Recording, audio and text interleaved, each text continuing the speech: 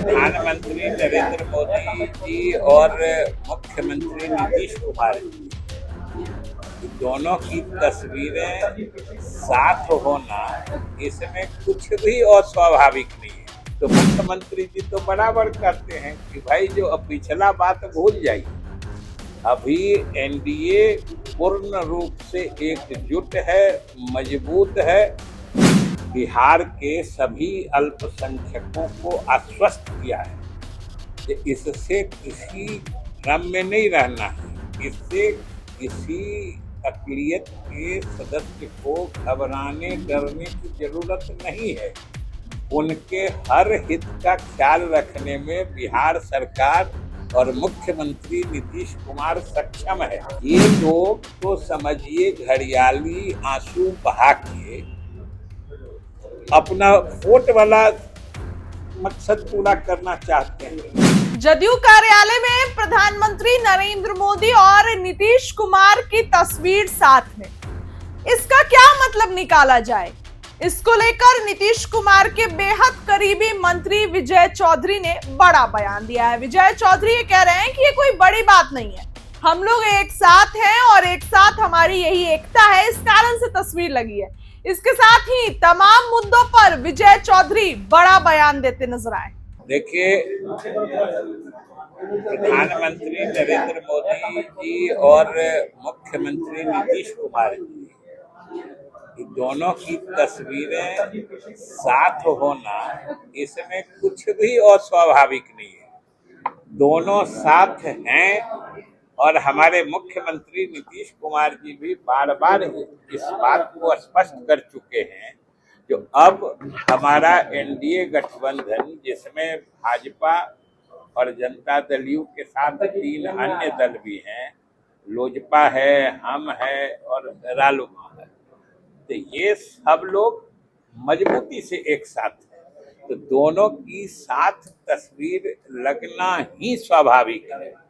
और अगर पीछे कोई बात हुई है तो मुख्यमंत्री जी तो बराबर करते हैं कि भाई जो अब पिछला बात भूल जाइए, अभी एनडीए पूर्ण रूप से एकजुट है, मजबूत है। यही तो कारण है कि विपक्ष हतोत्साहित है। इसलिए हम कह रहे हैं कि ये दोनों की साथ तस्वीर तो हम समझते हैं पूरे बिहार में लगा हुआ है। बिहार के जनता के दिलों में दोनों की तस्वीर साथ है, तो इसमें क्या स्वाभाविक है? पार्टी कराने में पहली बार है, नहीं लगाई गई है तो ये संयोग हो सकता है, लेकिन इसमें कुछ नया देखने खोजने की कोई जरूरत नहीं है। चिकित्सक दिवस है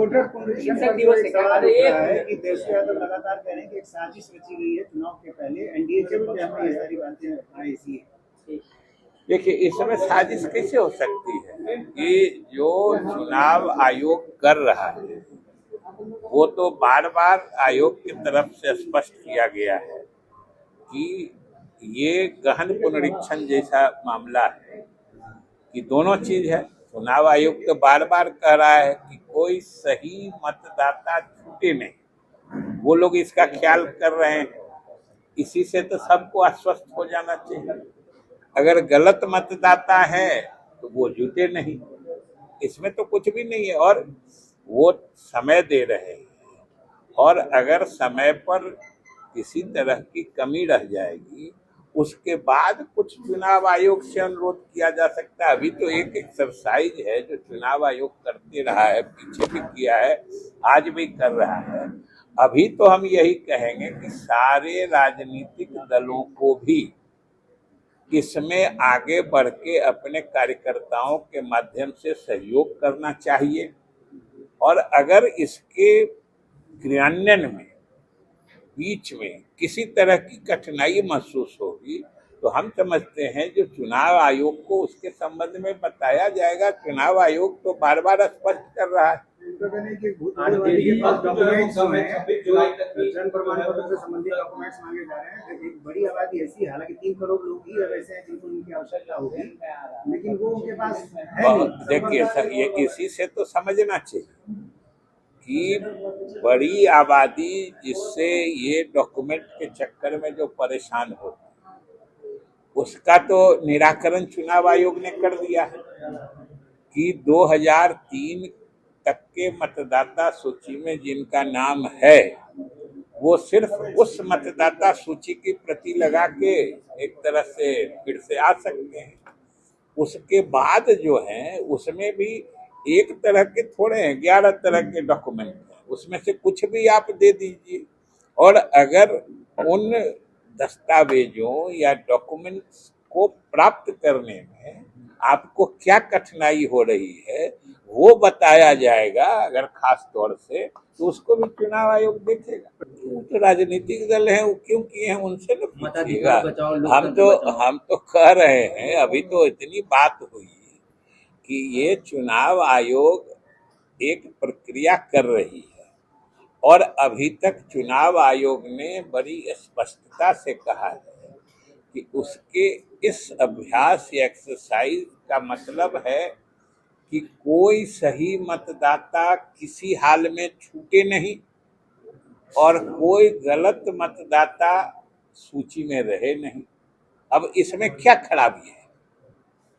अगर किन्हीं को, अब तो हमने कहा ना कि अब तो हम लोगों को राजनीतिक दल के नाते अपने अपने कार्यकर्ताओं को लगा देना चाहिए कि वो लोग इसमें सहयोग करके सही मतदाताओं का नाम दर्ज करवा दें, फिर से पुनर्प्रविष्टि करा दें। और बाकी तो चुनाव आयोग की इसमें कहाँ कोई मंशा दिखती है। लोग, हमको तो ये नहीं लगता है कि इससे आतंकित हो क्यों रहे, मैंने वो किस बात से डरते हैं ये हम नहीं समझ पाए। आरजेडी कह रही है कि उनकी सरकार आएगी वक्त बिल फाड़ देंगे। वो तो अभी भी फाड़ दे सकते हैं, उसके लिए सरकार बनने की क्या जरूरत है। अभी उनको मन होगा, बिल उपलब्ध है, अब फाड़ दे तो फाड़ देंगे। पास नहीं होने मेरे बिहार में लागू नहीं होने अरे लागू होने नहीं होने देना है, वो भी समझते हैं कि सरकार बनेगी ही नहीं तो कोई हमको फिर पूछेगा नहीं। स्टेट लेवल और जहां तक वक्फ बिल की बात है, वक्फ संशोधन बिल की, हमारे मुख्यमंत्री जी ने, नीतीश कुमार जी ने सरकार की तरफ से, बिहार सरकार की तरफ से बिहार के सभी अल्पसंख्यकों को आश्वस्त किया है कि इससे किसी भ्रम में नहीं रहना है, इससे किसी अक़लियत के सदस्य को घबराने डरने की जरूरत नहीं है। उनके हर हित का ख्याल रखने में बिहार सरकार और मुख्यमंत्री नीतीश कुमार सक्षम है। और आज तक ये पिछले 20 साल का लगातार नीतीश कुमार जी के शासन की खासियत रही है कि पूरे मुल्क में सबसे अधिक अल्पसंख्यक लोग अपने को बिहार में ही सुरक्षित महसूस करते हैं। और आप बिहार में कहीं भी चले जाइए, कोई अल्पसंख्यक अपने को असुरक्षित नहीं महसूस करता है। और पूरे देश में घूम के देख लीजिए कि अल्पसंख्यकों में नीतीश कुमार जी की जो लोकप्रियता है दूसरे प्रदेशों में भी, कि दूसरे प्रदेश से भी अल्पसंख्यक लोग आते हैं, हम लोगों से मिलते हैं, बताते हैं कि साहब यहाँ पे अल्पसंख्यकों के लिए जो काम हुआ है बिहार में, वो दूसरे प्रदेश की सरकारें उसको नजीर मान के उसके हिसाब से काम करती हैं। एक से एक काम हुआ है, पूरे मुल्क में इसकी चर्चा है।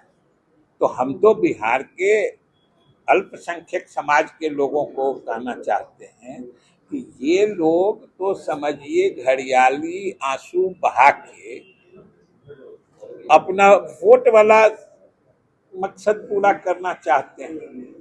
एक बात बताइए, गौर से देखिए, ये वही चेहरे हैं ना, जब नागरिकता संशोधन कानून आया था, CAA आया था, NRC की बात आई थी, जिसके पास हुए आज 10 वर्ष हो गए, यही लोग कहते थे कि कानून बना मुसलमानों की नागरिकता समाप्त कर देगा।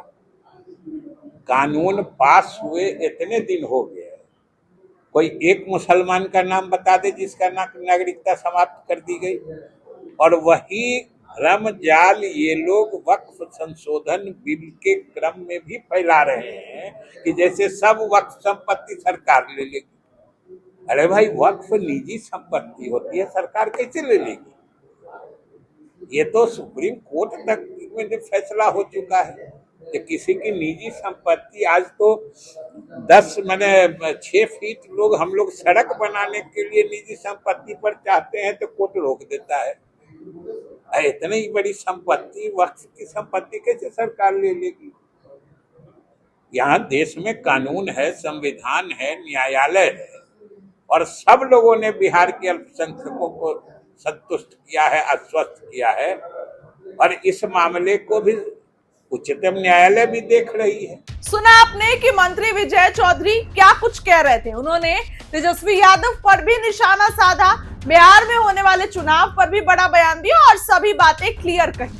फिलहाल इस खबर के लिए इतना ही। क्या लगता है कमेंट में बताइए। बहुत बहुत